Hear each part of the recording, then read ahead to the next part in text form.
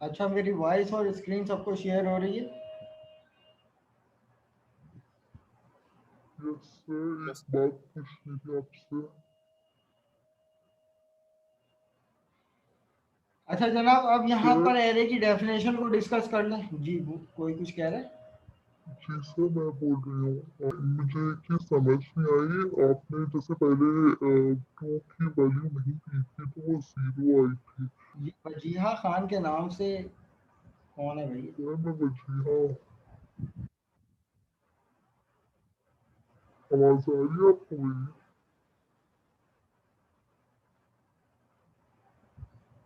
वो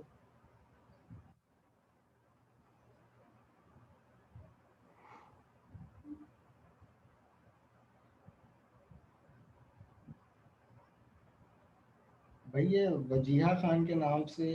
हाँ जनाब, तो हम लोग यहाँ पे बात कर रहे थे array. Array are vital for most programming language.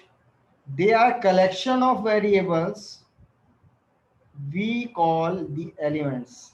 अच्छा मुझे एक बात बताओ, क्या हम लोग एक एरे को कलेक्शन ऑफ वेरिएबल कह सकते हैं? सोच समझ के बताना इस बात को। इस पॉइंट का मतलब क्या है? इन्होंने साफ लफ्जों में कह दिया कि भाई कलेक्शन ऑफ वेरिएबल। क्या ये बात सही है? क्या समझ में आती है इस बात से? सर एक वेरिएबल में बहुत सारी वैल्यूज स्टोर हो रही है। सही है? नहीं, पर अगर इन्होंने मैं कहा कॉल कि कर सकता हूँ ना कलेक्शन उनसे, ऑफ हाँ। वेरिएबल्स। सर एक तरह से हो सकता है उसकी इंडेक्सेस की वजह से। हाँ, क्योंकि देखो, अगर हम कलेक्शन मल्टीपल वेरिएबल बनाएं तब भी तो वो कलेक्शन होगा।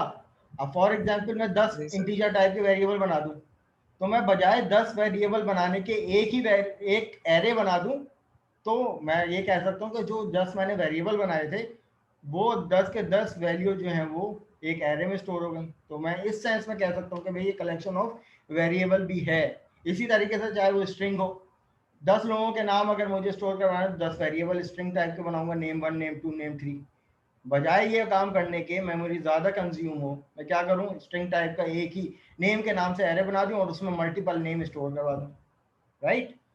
तो यहाँ पर ये बात बिल्कुल सही है कि भाई कलेक्शन ऑफ वेरिएबल। कोई अगर कहता है कलेक्शन ऑफ डेटा या कलेक्शन ऑफ वेरिएबल, दोनों 100% बिल्कुल सही हैं। एरे के बारे में कहा जा रहा है कि भाई array element in C sharp are the number with the 0 to n-1। ये रेंज हम लोगों ने डिस्कस करी कि जब भी एरे के अंदर कोई भी एलिमेंट आते हैं, वो हमेशा उनकी एड्रेसिंग 0 से स्टार्ट होती है और जो भी उसकी लेंथ होती है उससे 1 माइनस तक। ठीक है? अच्छा, those number called the array indices. Indexes होता है ये बेसिकली।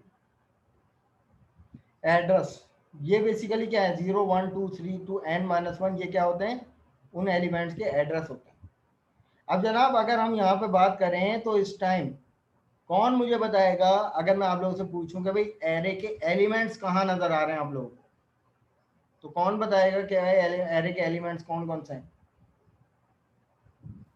So 1 2 3 ठीक 4। है, तो ये these are the array element. अगर मैं आप लोगों से कहूँ कि भाई एरे वेरिएबल किस नाम से, तो जनाब ये कैसे पता है एरे वेरिएबल है? क्योंकि भाई इसकी वजह से हमें इंडिकेशन हो रही है कि भाई इंटीजर टाइप एक एरे वेरिएबल है। और अगर मैं यहाँ पे बात करूँ कि भाई फॉर एग्जांपल न्यू, और ये आ जाएगा इंटीजर। अब ये मुझे बताओ कि भाई एरे का रैंक क्या है। अब यहाँ पे फॉर एग्जांपल 13 मैंने कह दिया कि भाई एरे का रैंक क्या है, तो एरे का रैंक बेसिकली 13 है। तो रैंक क्या होता है? रैंक ये होता है जनाब, ताकि एरे का स्टोरेज एलोकेट कर सकें कि भाई इतने नंबर ऑफ एरे जो है वो मैक्सिमम आ सकते हैं। लेकिन इस कंडीशन में, ये वाली जो कंडीशन है इस टाइम राइट नाउ, इसमें आप पे वाजिब हो जाएगा कि आपने 13 ही एलिमेंट डालने हैं। कोई एक एलिमेंट अगर आप मिस कर दोगे तो it will give the error. Right? अब जनाब हम लोग यहाँ पे बात कर रहे थे कि भाई एक एरे तो बना दिया। अब इसका जो कलेक्शन है हमें क्या करना है, प्रिंट करवाना है। तो किसी भी एरे को लूप के थ्रू एक्सेस करवाने का क्या तरीकेकार है, तो अगर हम यहाँ पे फॉर की बात करते हैं तो फॉर लूप कैसे बनता है भाई, ऐसे बनता है।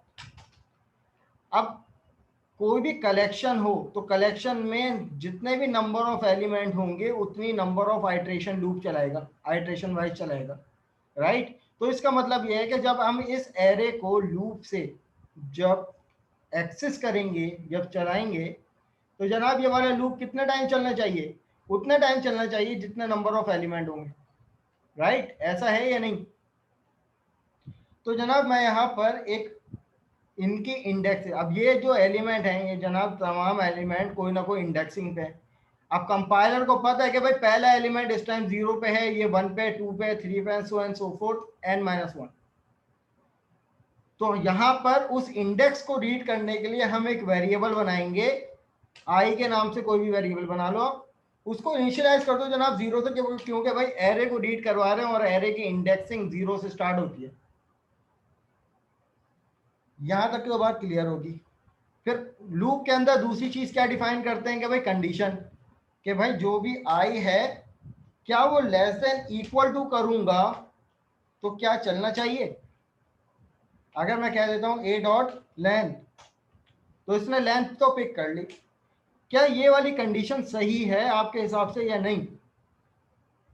सर गलत है सर, वो वो इस इक्वल आ रहा है तो लेस नहीं कर रहा हाँ, है।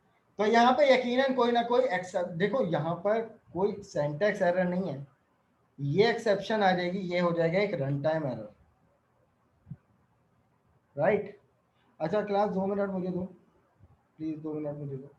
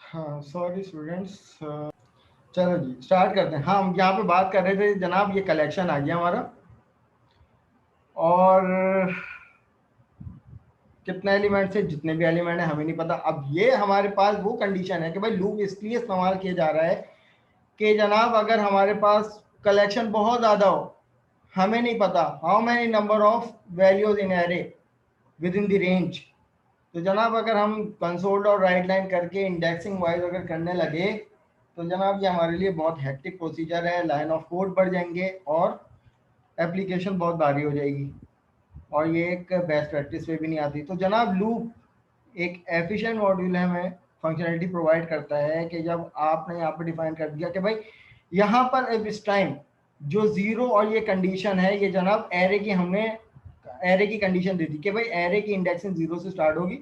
अब ये जो आई का वेरिएबल है बेसिकली इंडेक्सिंग को, नंबर ऑफ आइटरेशन का मतलब ये है कि 0 1 2 0 से स्टार्ट होगा और एरे की लेंथ तक जाएगा। तो लेंथ की ये क्या है, एक एरे की प्रीडिफाइंड प्रॉपर्टी है। तो यहाँ पर इसको देखिए कि इंटीजर, क्योंकि 32 बिट इंटीजर है, represent the total number of element in all dimension of system dot array. अब ये एंड में